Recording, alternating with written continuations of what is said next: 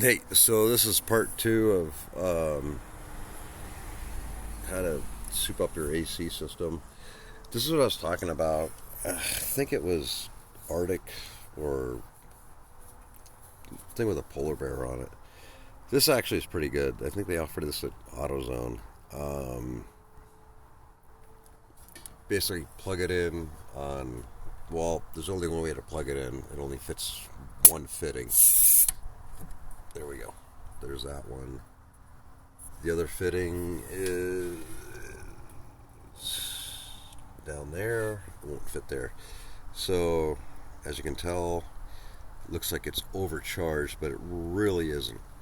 Um, right in this video, or the engine's off. So, what you got is just basically a ton of stuff. This company, Sub-Zero, what you can get is another smaller, way smaller can of this with oil, and I guess it will seal up a lot of O-rings. Just to let you know, if you're dealing with a Suburban, I go to the passenger side wheel well here. So there's your other AC lines, and then let's open the passenger. Oh, cool! Passenger door's open. So there's your rear AC up there, which actually works awesome. So this one's never been an accident or nothing like that. So, well, as far as I know, bought it from the original owner.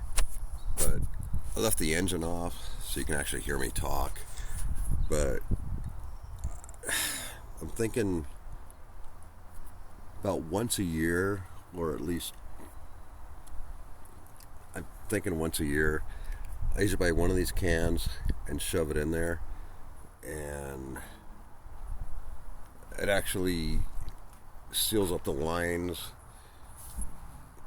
It's gonna save you. A can is like $50 or whatever. But like I told you, I had a problem with this collector. I fixed that. I did not need any liquid dye or anything. It was just spewing everywhere, and the washer went bad. And those AC lines, I got them out of a salvage yard, so I was kind of expecting some problems. But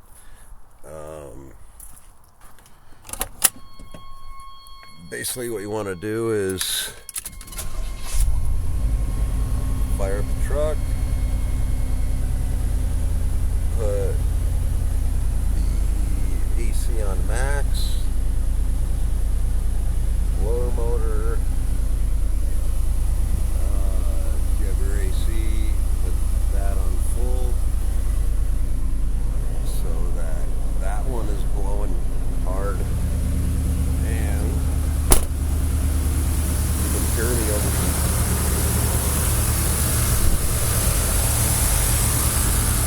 Probably gonna hear me over the engine, but here's what happens.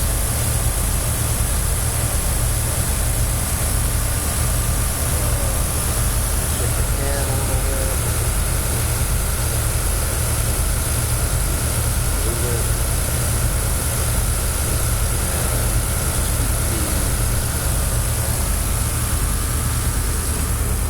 And about the engine later.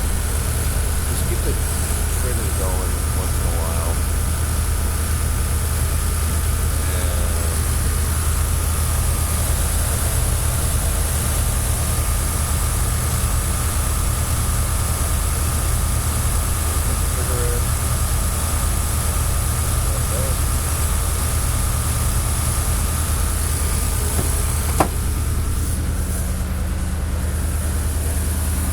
Back away from the truck a little bit. Okay, so that's about all you need to do.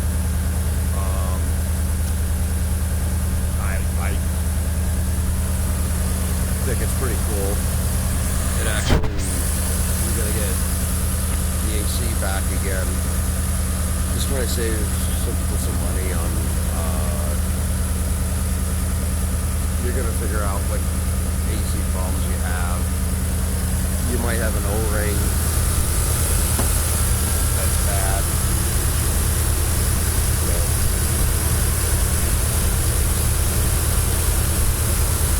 Shake it a little bit.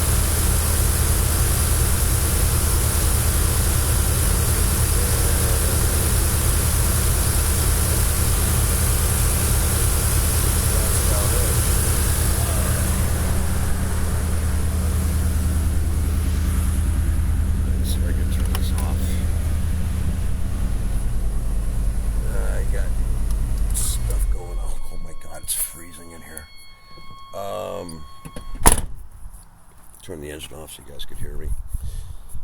But yeah, these aren't a bad way to go instead of going to a shop and saying your AC is bad. Let's see what we got here. Do not overfill it. You will blow gasket, O-rings and stuff like that. Let me see, it's been about 2 years with this truck.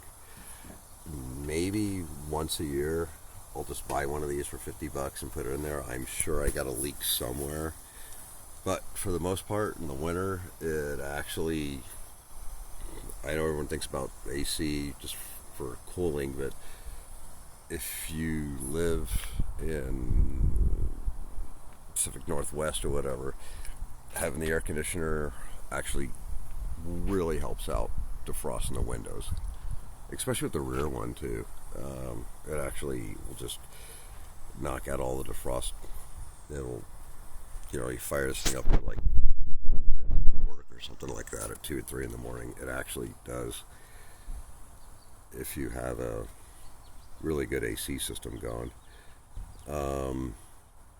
Anyway, that's about it. So this is part 2 of the AC system. I apologize, I do not know much about a lot of stuff. I do know about the pressure switch that I talked about. That is the major culprit with a lot of AC systems, whether you have a Dodge or a Chevy or a Ford. But these little things are pretty cool. They don't last long, so you fire it up, you put it in there, watch the gauge, make sure it's good, you get in your truck, it's freezing cold, that's awesome. Maybe ask your neighbor. I live in a condo complex, so I ask my neighbor, hey, how's your AC? I'll just plug it into there and just get rid of it. They don't last long at all, maybe 6 months. You know, it's something you can't leave on your workbench and expect to use it like a year and a half from now. So, but easy on, easy off. Unplug that, and figure out where the plug went to that. But like I said, if you watch my other videos, the switch is your major culprit, but when you unscrew it, you don't need to evacuate your system. It just unplug it and you unscrew it and you get a new switch, and you can bypass it with a paper clip. But no, it's weird. Now I'm trying to, oh, there it is.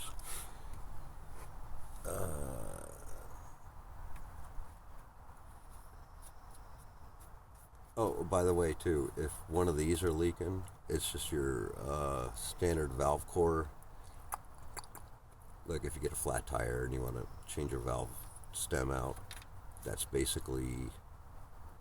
a natural culprit for AC leaks. Just throw that on, outside of that, tug that in, and